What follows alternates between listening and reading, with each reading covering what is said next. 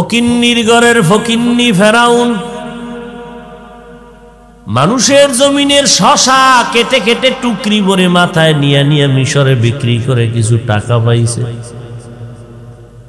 এক পর্যায়ে ফেরাউন জনগণের শান্তির ভোট নিয়ে চেয়ারে বৈশা ওই ফকিন্নির পোলা হামানের ওজিরে আজম বানায়, কয় হামান একটু গরম গরম ভাব লাগে, কয় কি, কয় খোদা খোদা বাপ।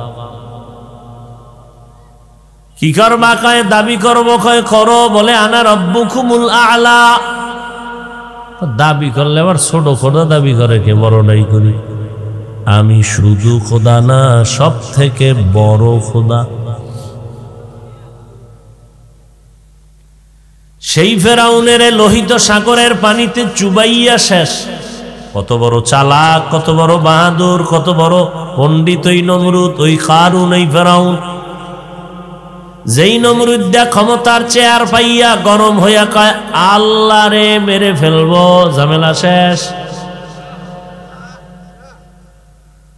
বাঁশের সিঁড়ি বানাইছে, উপরে গিয়ে গুলি মারবে আল্লাহ রে। ঠিকই তীর নিয়ে উপরে গিয়া গুলি মারলো ধনুক। আল্লাহ কয় তুই কত নাম্বারের চালাক, তোরে তো আমি বানাইছি। ওয়ামাকারু ওয়ামাকারাল্লাহ ওয়ামাকারু ওয়ামাকারাল্লাহ আল্লাহু খায়রুল মাকিরিন।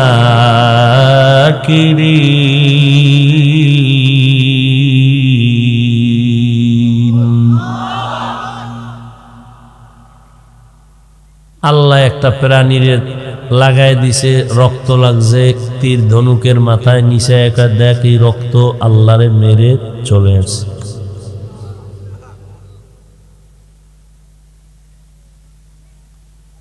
সেই বেঈমানের আল্লাহ ধ্বংস করার জন্য একজন ফেরেশতাও পাঠান নাই। একটা অসুস্থ মশা নমরুদের জীবনকে নাশ করে দিল, সাথে জুতা মোবারক। ওই জুতাও এখনো আছে, ওই মশাও এখনো আছে, ওই আল্লাহও এখনো আছে না নাই? কুয়াশার ভেতরে কিচ্ছু দেখা যায় না, অন্ধকার। হঠাৎ দেখা যায় আগুন জ্বলে, বারবার আগুনের পাওয়ার কমে আর একটু বাড়ে। কিও আগুন কেন, কয় পেছনে একটা টাটকা আহাম্মক দাঁড়ানো। আগুনের পেছনে কে দাঁড়ানো?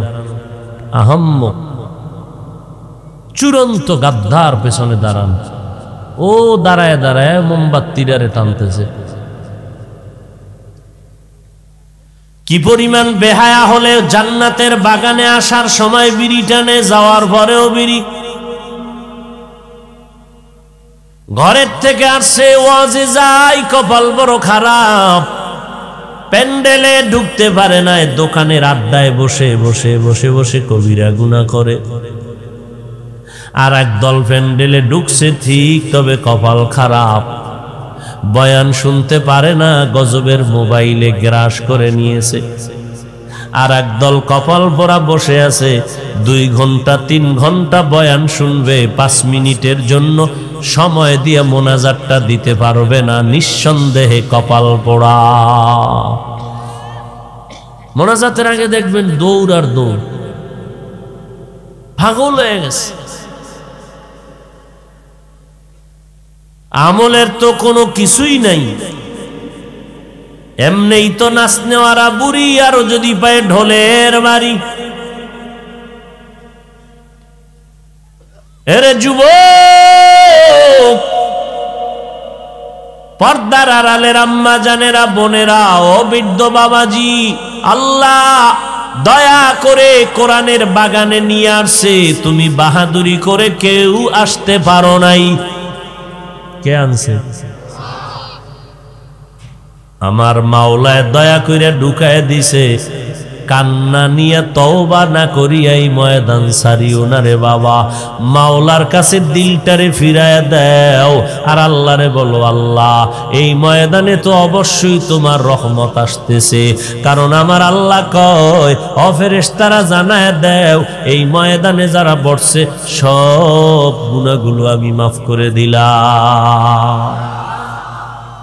या इलाही तू मेरा माबूद है, या इलाही तू मेरा माशूक है, या इलाही मुझसे मुझको दूर कर, ताकि देखो मुझ में तुझको एक नजर।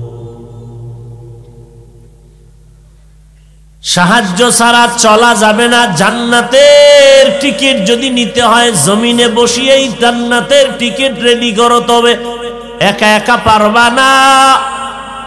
জান্নাতের পথে যদি তুমি অগ্রসর হতে চাও, দুনিয়া নামক এই জমিন পারাইয়া জান্নাতের দরজায় যেতে হবে। কিন্তু একা একা পারবা না, অন্যের সাহায্য লাগবেই লাগবে। কেন? এই কেনর জবাব শুনেন। এতক্ষণ আলোচনায় যা বুঝলাম সাহায্য ছাড়া চলা যাবে,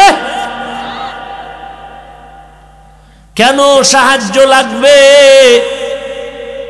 এর একমাত্র কারণ আমরা দুনিয়াতে জন্ম নিয়েছি দুর্বল অবস্থায়।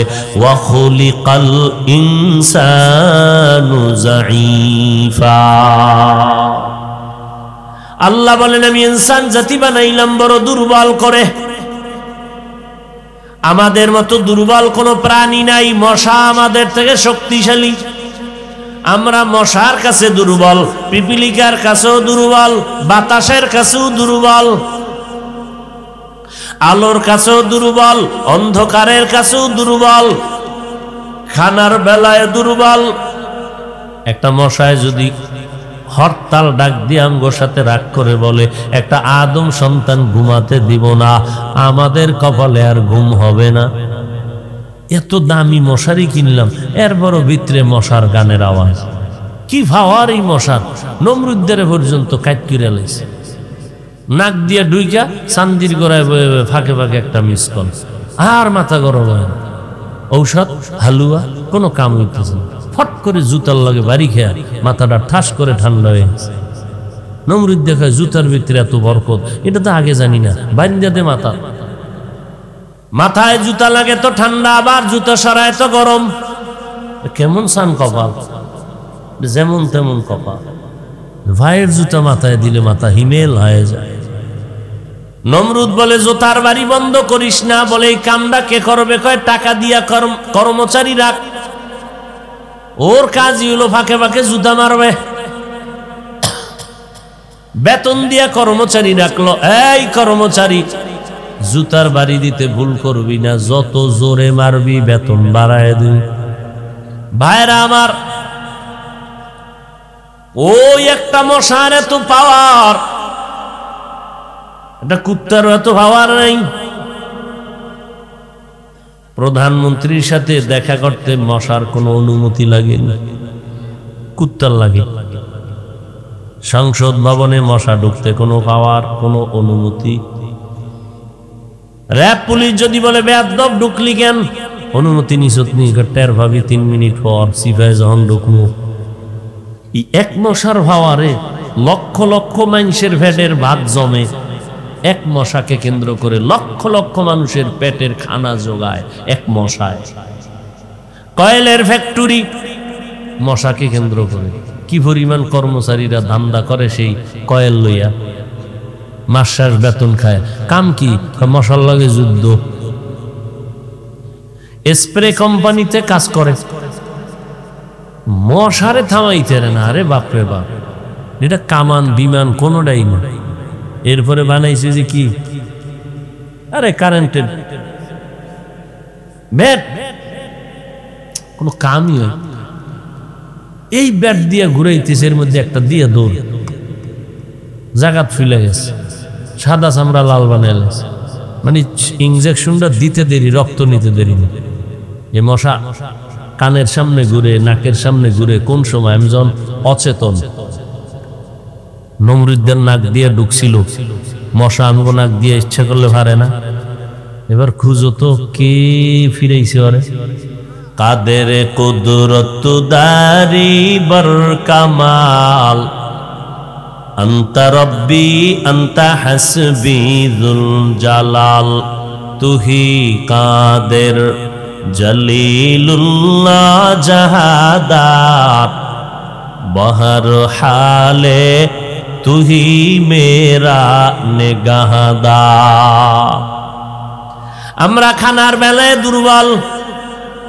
ঢাকা চিড়িয়াখানায় লেখা আছে একটা বাঘের দৈনিক খানা 17 কেজি গোশত। আপনাদের কোন থানা আসেনি? ফুলবাড়িয়ার কোন খাদক 17 কেজি মারবে 3 বেলায়? না থাকলে কি হইব, ধাক্কা ধাক্কি মোটামুটি চলতে থাকে অল টাইম। ডাক্তার কইছে মিষ্টি খাবি না মরবি। হে যখন আওয়াজ পাইছে আজকে সবে বরাত জেলাপি দিবে, দিছে দৌড়। মিষ্টি খাওয়া নিষেধ, কিন্তু হ্যাঁ নগি হাজির হয়ে গেছে। আল্লাহর কারিশমা, হে 1 প্যাকেট পাইয়া খুশি না, আরো 1 প্যাকেটের জন্য হাত বাড়াইছে। আর একজনে পেছন দিক দিয়ে তাকায় দেখে, ও 2টা টানে, আমি একটাও পাই না। আর বগলের ডালে টান দিছে। ওর বগলেরটা ঠিক রাখতে যাইয়া ধুম এক কিলে কিলে স্টার্ট হয়ে গেছে। ওইটা পাড়ার তলে ভুইরা ভর্তা, আর ওদিক দিয়া ভাগ ভোগ করে সব মসজিদ থেকে গেছে ইয়ারা। আর এই 2টা এখনো কি লাগি, মিষ্টি তো পাইলই না। মসজিদ থেকে বাইরে আসমানে তাকায় কাল্লা, গজব দিলে দিও, কিন্তু এই মসজিদে আর আইল না। জেলাপি পাইলাম না কেন? এরকম নাই মানুষ? জুমার নামাজের সালামটা ফিরাইলে দৌড়, এরা জমেও দৌড়ে রাখতে পারে না। সুন্নত টুন্নত লাগে না, এমন জোরে দৌড় দিছে, বাসায় গিয়ে দেয় আরেকজনের জুতা নিয়ে আসে।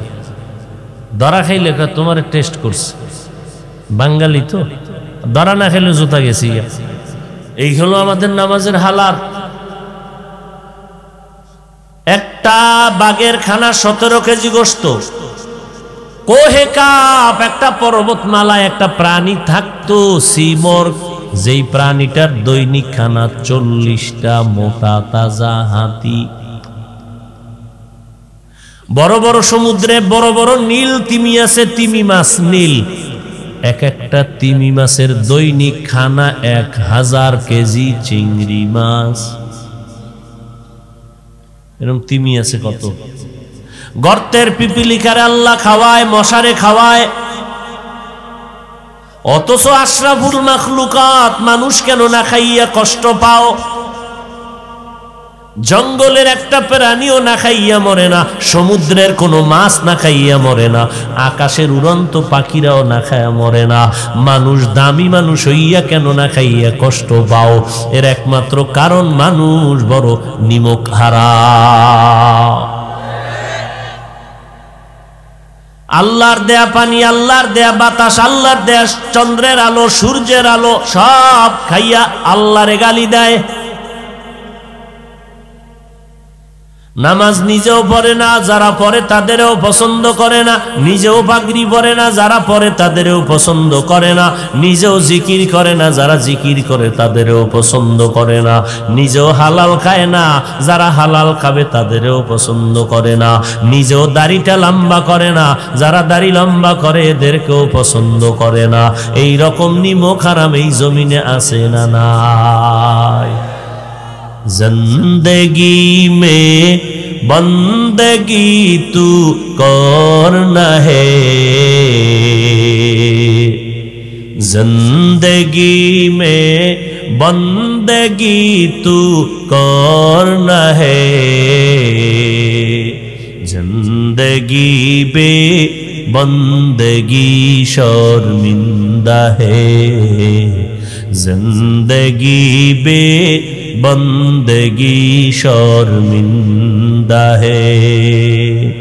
এই সাউন্ড কমে গেলে ঘুমায় ঘুমায়, মরণটা হে নাই নি উঠলো। ভাইরা আমার,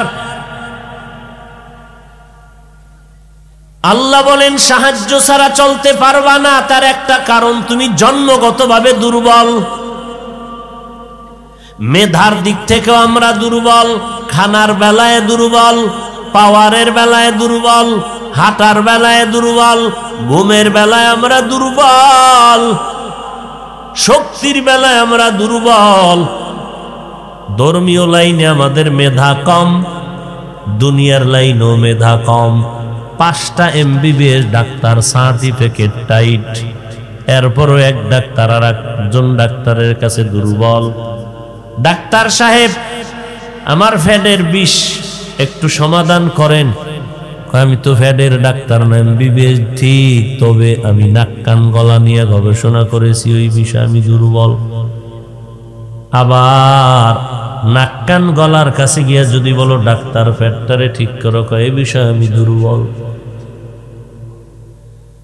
আমরা কোরআনের বয়ান করি, কিন্তু মুফতি সাহেবের কাছে আমি বক্তা দুর্বল, মুফতি সাহেব বক্তার কাছে দুর্বল। এইভাবে একে অন্যের কাছে দুর্বল বানায় দিছেন আল্লাহ। এভাবে ব্যালেন্স করে গোটা দুনিয়াটারে সামাজিক একটা রূপ দান করেছেন। একে অন্যের কাছে দুর্বল বানায় দিছে। আমার ডাকে হাজার হাজার মানুষ ময়দানে বসে গেল, কিন্তু এই পাওয়ার আমার ধান খেতে চলবে না।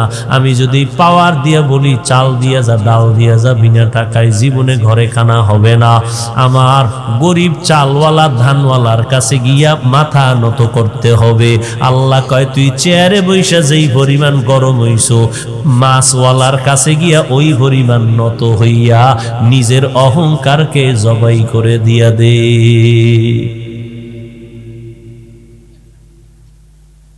আমরা দুনিয়াতে একা চলতে পারবো না, অন্যের সাহায্য লাগবে। কেন?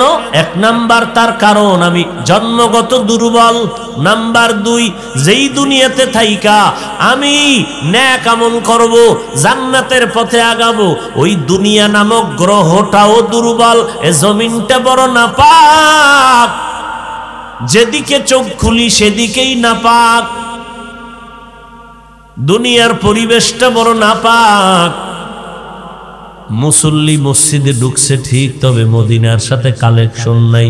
বেঈমানের পা চাটা গোলাম হইয়া চুলগুলো কাটিয়া ইন্দুর আর বান্দর হয়ে গেছে। আল্লাহর ঘরে নামাজ পড়তে গিয়াও বান্দা আল্লাহরে চিনে না, নামাজের ভিতরেও দুনিয়া দুনিয়া জিকির আর ফিকির। তাহলে দুনিয়ার পরিবেশটা বড় নাপাক। এই ক্ষেত্রেও তো আমি দুর্বল, নেক আমল কেমনে করি? 3 নাম্বার কারণ হলো আমার পেছনে তোমার পেছনে 3 শয়তান ধাক্কাইতেছে, জাহান্নামে ঢুকাইয়াই ছাড়বে। 1 শয়তান বডির ভেতরেই আছে, শরীরের মধ্যে, নফস শয়তান। ইন্নান নাফসা লাআম্মারাতুম বিসু ইল্লা মা রাহিমা রাব্বি ইন্না রাব্বি গফুরুর রহিম। আর 1 শয়তান ভ্যান্ডেলের বাইরে, ও ভিতরে ঢুকতে ভয় পায়। আজান শুনলেই শয়তান পালায়, জিকিরের আওয়াজ পেলে পালায় যায়, কোরআনের আওয়াজ পেলে পালায় যায়। ওই শয়তানের নাম হলো জিন শয়তান বা ইবলিশ শয়তান। আর 1 শয়তান তোমার আমার সাথে চলাফেরা করে, বাথরুমে যায়, খানা খায়, ঘুমায়। ওই শয়তানের নাম হলো মানুষ রূপী শয়তান। এই 3টা শয়তান তোমারে আমারে ধাক্কা দিয়ে চায় জাহান্নামে নিয়ে যাবে। অল টাইম চায় আমার আমলটা কেমনে নষ্ট করবে, জান্নাতে যেন ঢুকতে না পারি, প্রচেষ্টা করে, অপচেষ্টা করে।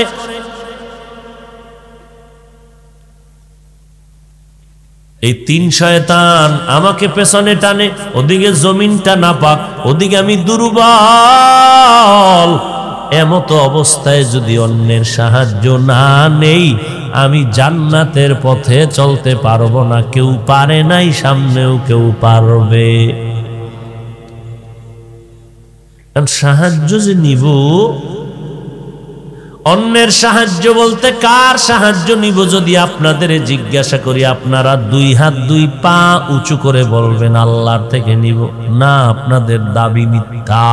যদি আল্লাহর থেকে সাহায্য নিতা, তাহলে 30 বছর আগে এই জমিন থেকে সুদের কারবারিরা পালায় যাইত। অথচ ঘরে ঘরে সুদের কারবার আছে না নাই?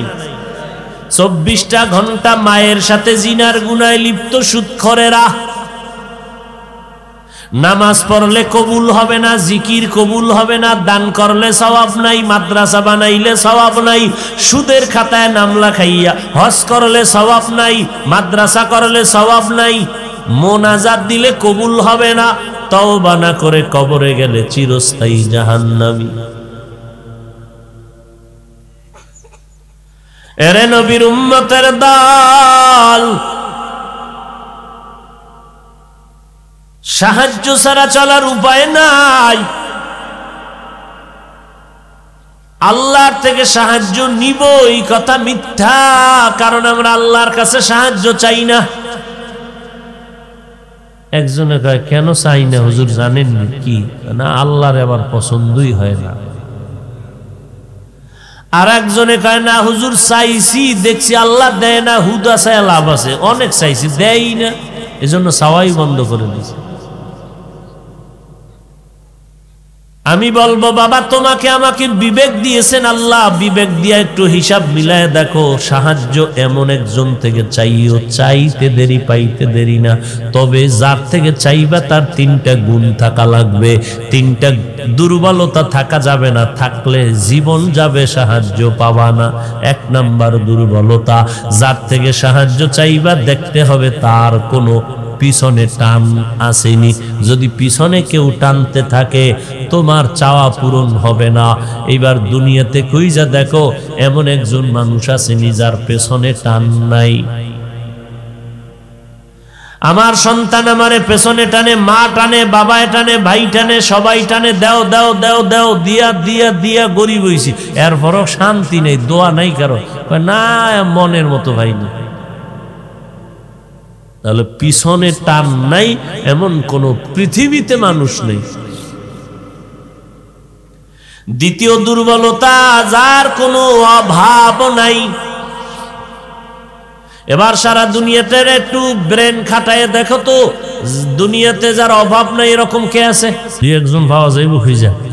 পর আমি বলি যার যত টাকা বেশি তার অভাব তত বেশি। টাকাওয়ালারা বেশি অভাবী, আপনার আমার গরিবের অভাব 100 টাকায় খতম, তার 1,00,000 টাকায় শেষ হয় না। 3 নাম্বার দুর্বলতা দেখবা, যার স্বার্থ নাই। জমিনে এমন একটা মানুষ নাই যার কোনো স্বার্থ নাই, সব স্বার্থপর।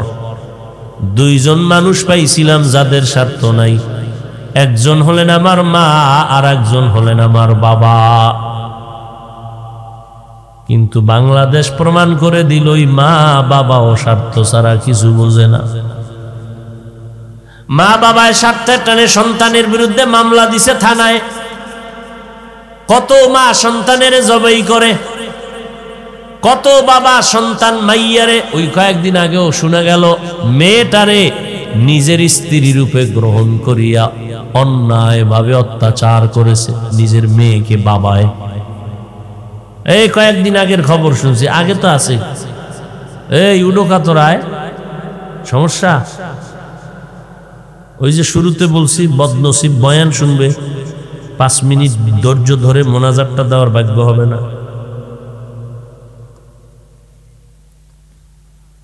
ভাইরা আমার,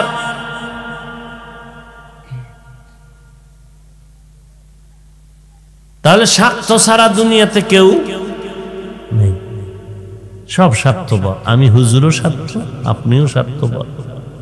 কি মাঝে মাঝে বলি, পিসাবের মুরিদ, তাবলিগওয়ালা, ভিআইপি প্যাকেজের হাজি, এগো ইমানের পাওয়ার টের পাওয়া যায় মাইয়া ভোলার বিয়ার সময়। জিকিরের পাওয়ার কত, তাবলিগের পাওয়ার কত, হজের পাওয়ার কত।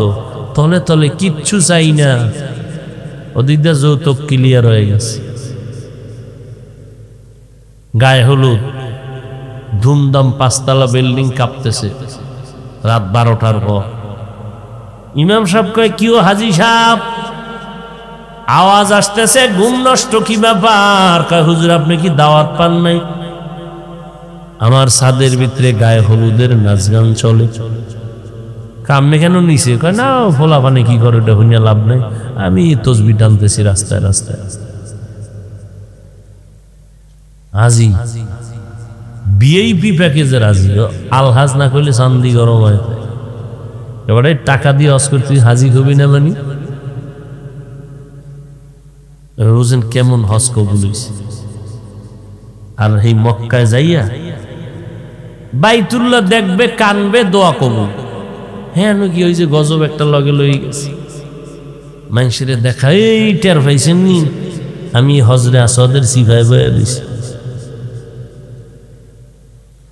ও বেহায়া, বেলাজা, নির্লজ্জ, বিনা কারণে ছবি তোলা হারাম। মদিনার নবীর রওজায় গিয়া নবীর হাদিসটা শুনছে, এরপর হেন গিয়াও লাইভ দেখ আমি নবীর লগে কথা বলতেছি। এই হাজি আইয়া দরবেশ হয়ে যাইবে, এত সোজা? ওয়ামান ইউআযযিম শাআইরাল্লাহ ফাইন্নাহা মিন তাকওয়াল কুলুব।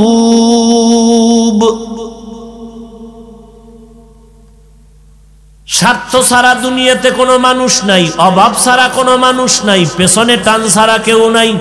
এই তিনটা দুর্বলতা যার নাই, তার কাছে সাহায্য চাইতে দেরি, পাইতে দেরি না। কিন্তু দুনিয়াতে এই তিনটা দুর্বলতা ছাড়া কোনো মানুষই নাই।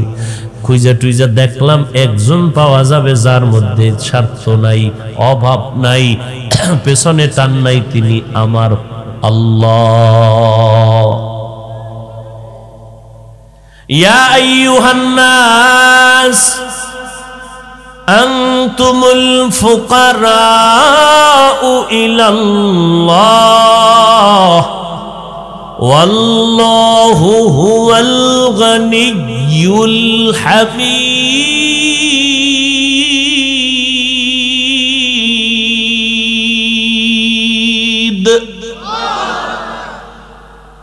ও ফকিরের দলেরা, আমি আল্লাহ ছাড়া ধনী আর কেউ নাই। আমি আল্লাহ কেমন ধনী? প্রশংসিত ধনী। আর আমগো দুনিয়াতে ধনী আছে না নাই? প্রশংসিত। কোটির মধ্যে একজন পাওয়া কঠিন, প্রশংসিত ধনী। কোটির মধ্যে একজন পাওয়া যাবে না।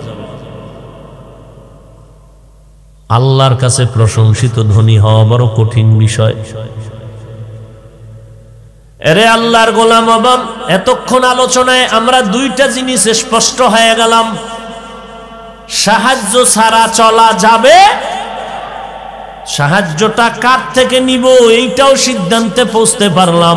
দুনিয়ার কারো থেকে সাহায্য চাইলে পাবো না, কারণ সব স্বার্থপর।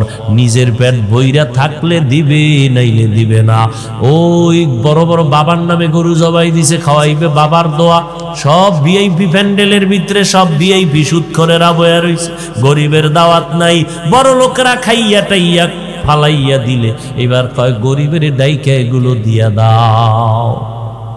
যাদের মোনাজাত কবুল হইব না এগো ভিআইপি চেয়ারে বসাইছে, আর যাগো মোনাজাত কবুল হইব হুজুর টুজুর, এগো কোনো টাইমই নেই।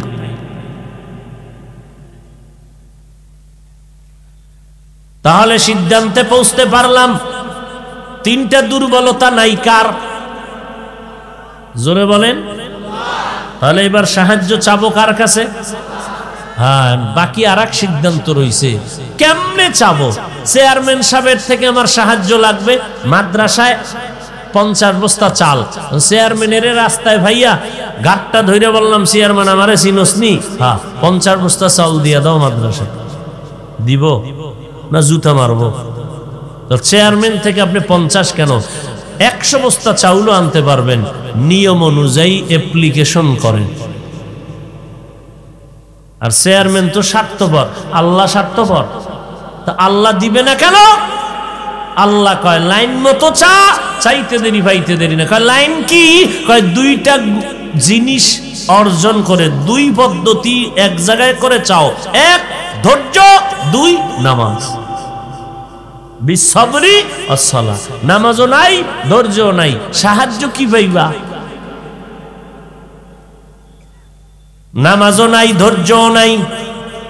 ইমাম সাহেব কেরাত একটু বড় লইলে টের পাওয়া যায় ধৈর্য কারে কয়। নামাজের ভিতরেই 90 উপরে সেন্টিমিটার উঠে গেছে রাগ। এই ইমামের পিছনে নামাজ পড়া যাবে না, মুসল্লিদের হালাত বুঝে না। কে কয়? যে সপ্তাহে একদিন এসে হে কয় মুসল্লিদের হালাত বুঝে না। হুজুরে মাসলা জানে না, মুসল্লিদের হালাত দেখে নামাজ পড়া। তুই মুসল্লি নি? মুসল্লির জন্য হালাত ঠিক আছে, যে শুধু জুমা পড়ে সে তো মুসল্লি না, সে তো ধোঁকাবাজ, সে তো নামাজি না।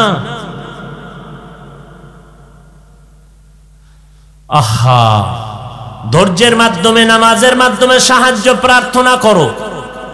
নামাজ, 5 বেলার নামাজ পড়ো, আল্লাহর কাছে সাহায্য চাও।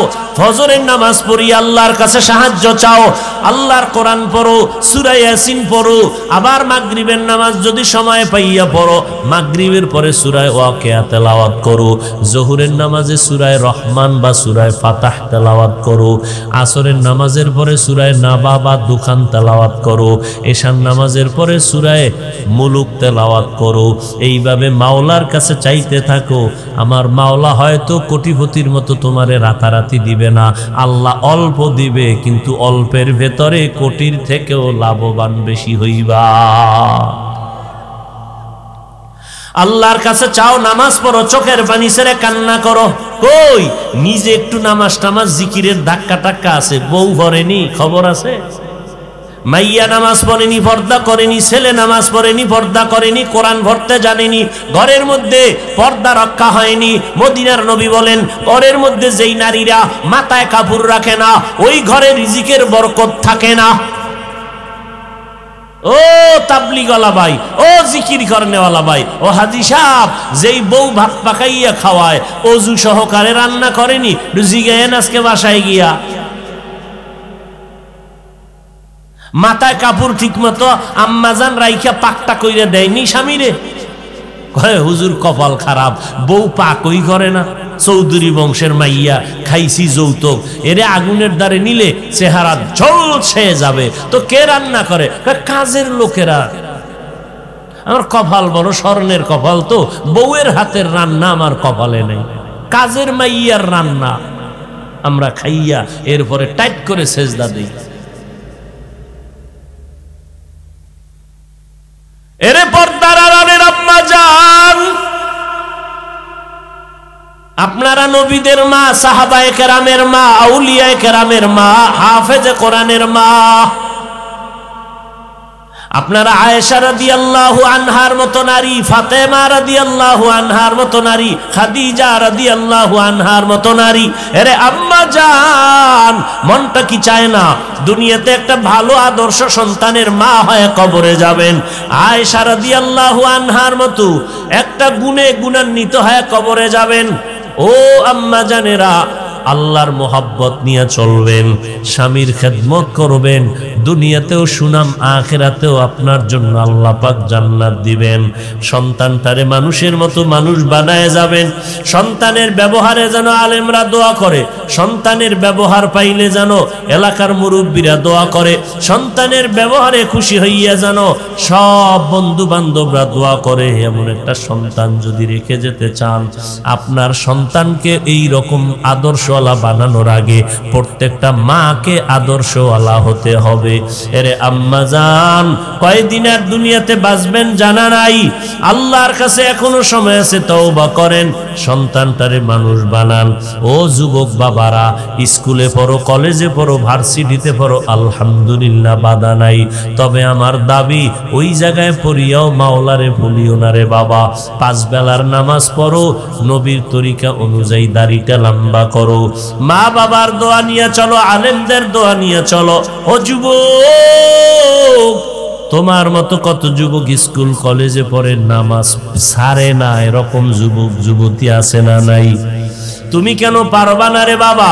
তোমার মতো যুবক র‍্যাব, আর্মি, পুলিশ, বিডিআরের চাকরি করে নামাজ ছাড়ে না, বলো বাবা তুমি কেন পারবা না? তোমার মতো যুবক রাস্তায় গাড়ি চালায় নামাজ বাদ দেয় না, বলো বাবা তুমি পারবা না কেন? আমার আল্লাহর কোরআনটা কি মিথ্যা মনে করেছো? ওলামায়ে কেরামদের বয়ানটা কি মিথ্যা মনে করেছো? একজন সাহাবারাও কান্না ছাড়া কবরে যায় না, আর তাদের ইলম, আমল, ইখলাসের কোনো অভাব ছিল না। এরপরও জীবনভর কান্না করছেন জান্নাতের টিকিট পাইয়া। সেই তুলনায় তোমার আমার ইলমই তো নাই, আমল তো নাই, ইখলাস তো নাই, তোমার আমার কি পরিমাণ কান্না দরকার? এখনো সময় আছে, তওবা করো আর আল্লাহর কাছে কান্না করো, মা বাবার দোয়া নিয়ে চলো। আজকে কত যুবক নামাজ পড়ে তওবা করছে, চোখে পানি নিয়ে চলতেছে, মোনাজাতে কাঁদে। তোমার চোখে কেন পানি নাই? গুনার কারণে আল্লাহ বেজার, তোমার মা বাবার অভিশাপ লাগছে রে বাবা। এখনো সময় আছে, তওবা করো, 2 ফোঁটা চোখের পানি ছেড়ে কান্না করে আল্লাহর কাছে মাফ চাও, আর বলো আল্লাহ মরিয়া গেলে যাব, নামাজ ছাড়বো না, বেপরদায় চলবো না, মা বাবারে কষ্ট দিব না, নবীর তরিকার বাইরে চলবো না, দেশ জাতির বিরুদ্ধে ষড়যন্ত্র করব না, নামাজ পড়বো, মা বাবার দোয়া নিয়ে চলবো, উলামায়ে আহলে হকের পরামর্শ নিয়ে চলবো।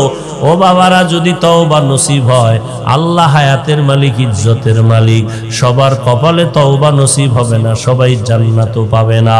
আল্লাহ যাদের কবুল করেন তওবার জন্য, মরিয়া গেল নামাজ ছাড়বা না, যুবকেরা মা বাবারে কষ্ট দিবা না, ওলামায়ে কেরামের বিরোধিতা করবা না।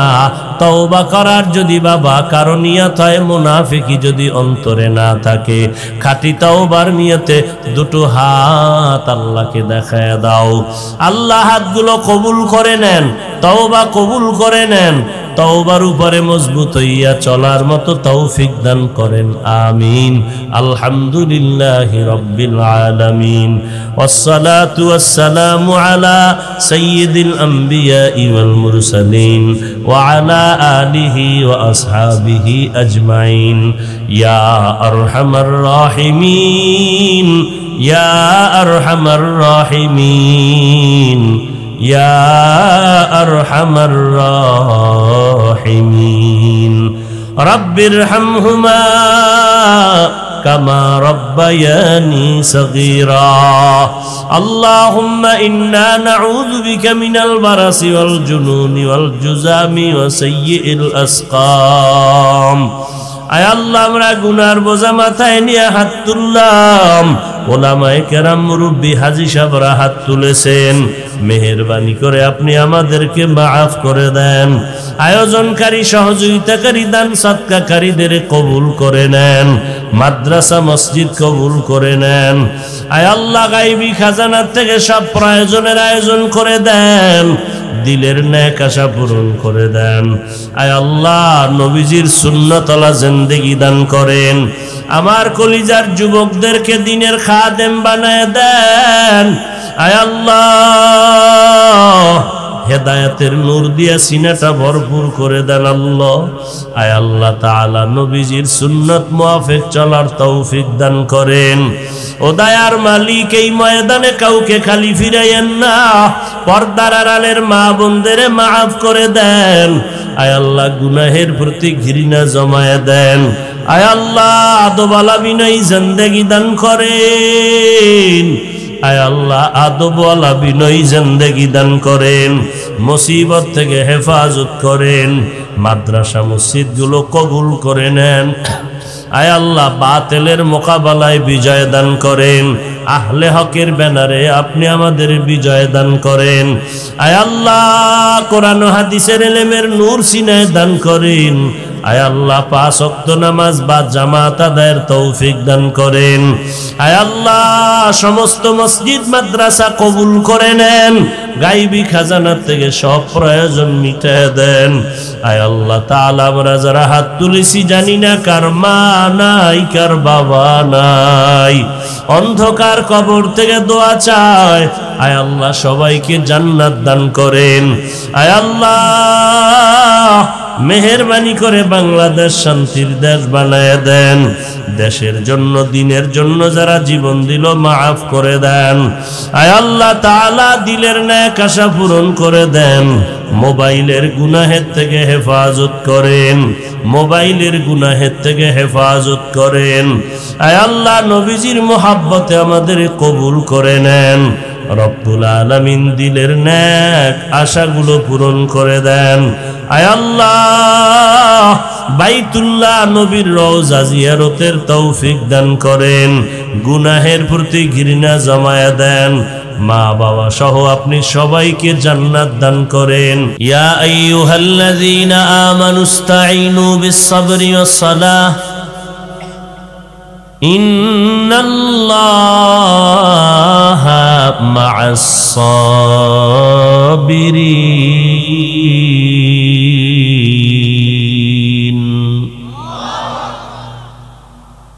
আল্লাহ শুধু মুমিনকে বললেন সাহায্য প্রার্থনা করো,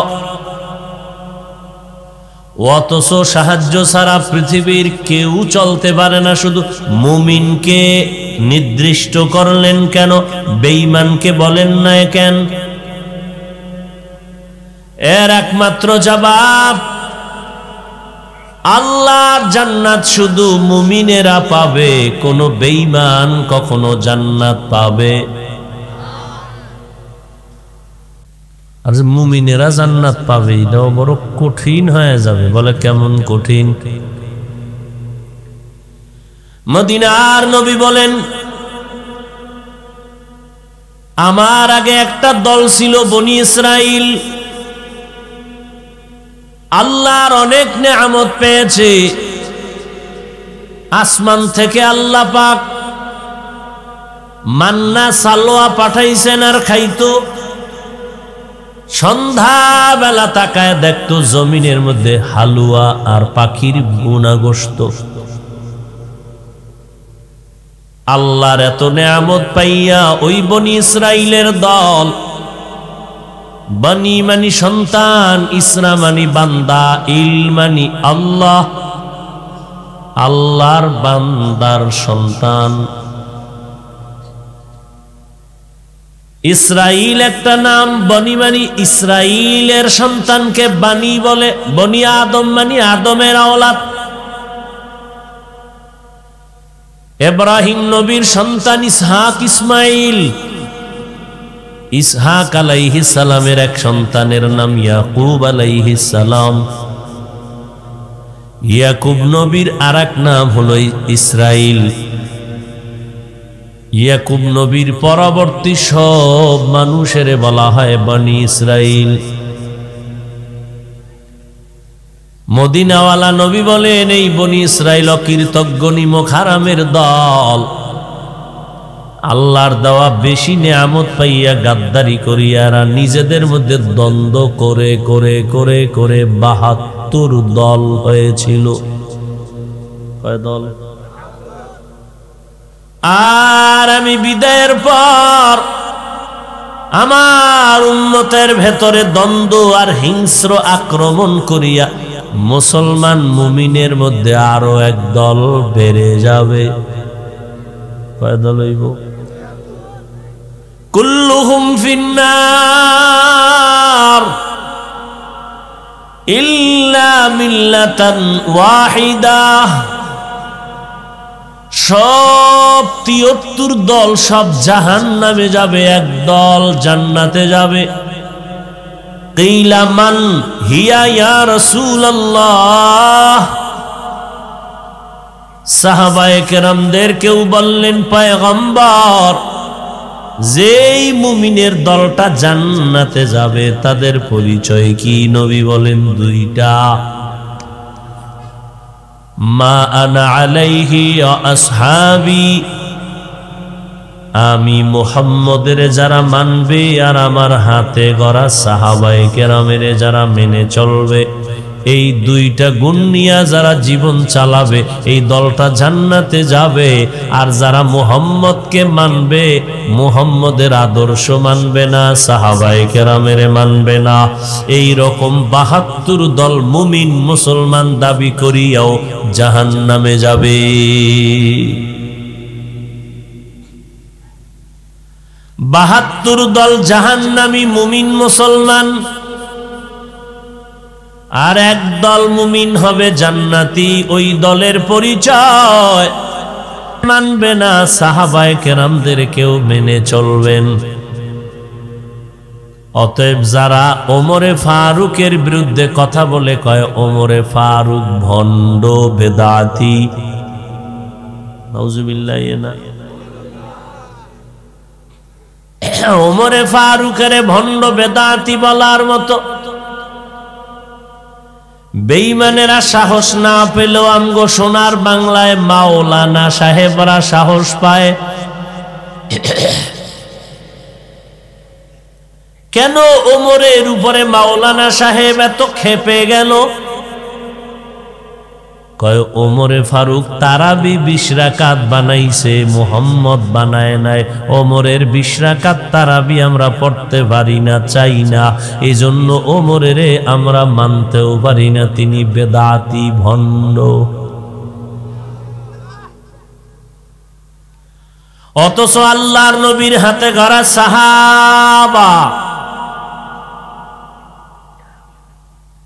সব সাহাবায়ে কেরাম মুহাম্মদ নবীর আশিক, আবু বকর নবীর আশিক, উসমান নবীর আশিক, আলী নবীর আশিক, বেলাল নবীর আশিক।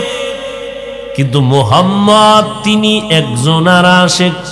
সব সাহাবায়ে কেরাম মুহাম্মদের আশিক, মুহাম্মদ একজনের আশিক, তিনি হলেন ওমরে ফারুক রাদিয়াল্লাহু আনহু। সব আবু বকরও মুহাম্মদের আশিক, উসমানও আশিক, আলীও আশিক, সব সাহাবায়ে কেরাম মুহাম্মদের আশিক। মুহাম্মদ কার আশিক? কার আশিক? সেই ওমরকে যারা ভণ্ড বলবে, শুধু তাই না, সাহাবায়ে কেরামদের নিয়ে কেউ যদি ইশারা ইঙ্গিতে বিরুদ্ধে কথা কয়, এদের লাল কালি দাগ দিয়া বলো, এই জমিনে তারা মুমিন মুসলমান হলেও ৭২ দল জাহান্নামী। খুব সাবধান। দাড়ি রাখতে পারেন না, এজন্য আপনাকে বেঈমান বলা যাবে না।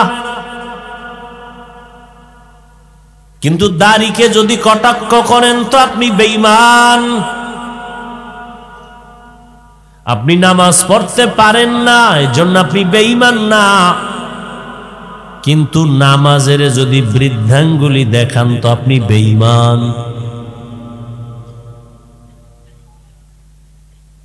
আপনি পর্দা করতে পারেন না, আপনি বেঈমান না। কিন্তু পর্দার আইনকে যদি বৃদ্ধাঙ্গুলি দেখান তো আপনি বেঈমান। আল্লাহর কোরআনের বর্ণিত রাজনীতি আপনি করেন না, আপনি বেঈমান না। আল্লাহর কোরআনের বর্ণনা করা রাজনীতি যদি আপনি বৃদ্ধাঙ্গুলি দেখাইয়া উল্টা পাল্টা বলেন, আপনি বেঈমান। সাহাবায়ে কেরামের আদর্শ মানতে পারেন না, এজন্য আপনি বেঈমান না। কিন্তু সাহাবায়ে কেরামদের বিরুদ্ধে যদি বলেন, আপনি নবীর দুশমন।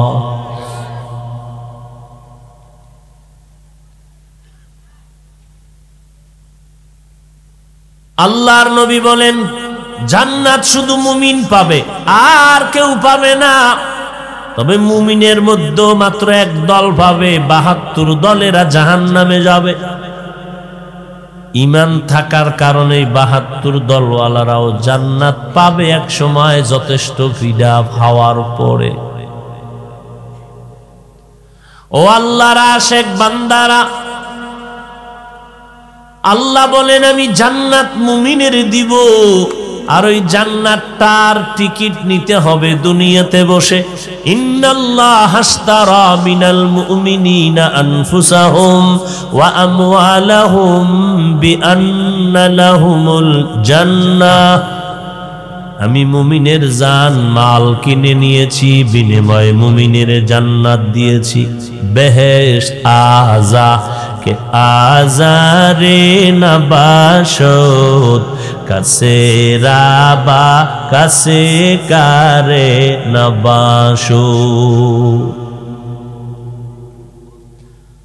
আল্লাহ মুমিনকে সাহায্যের কথা বললেন কেন? জান্নাত পাবে মুমিনেরা, আর ওই জান্নাতের টিকিট এখন থেকেই কমপ্লিট ভাবে আয়ত্ত করতে হবে দুনিয়া নামক গ্রহের ভেতরে। আর দুনিয়া মাজরাতুল আখিরা, দুনিয়া হলো আখিরাতের ফসল কামাই করার স্থান। এই জমিনে থাইকেই তুমি জান্নাতের ফসল আদায় করে নাও, জান্নাতের ফসল কামাই করে নাও। কিন্তু কঠিন, জান্নাতের ফসল যদি দুনিয়া নামক গ্রহের মধ্যে কামাই করতে চাও, অন্যের সাহায্য ছাড়া তুমি পারবা না।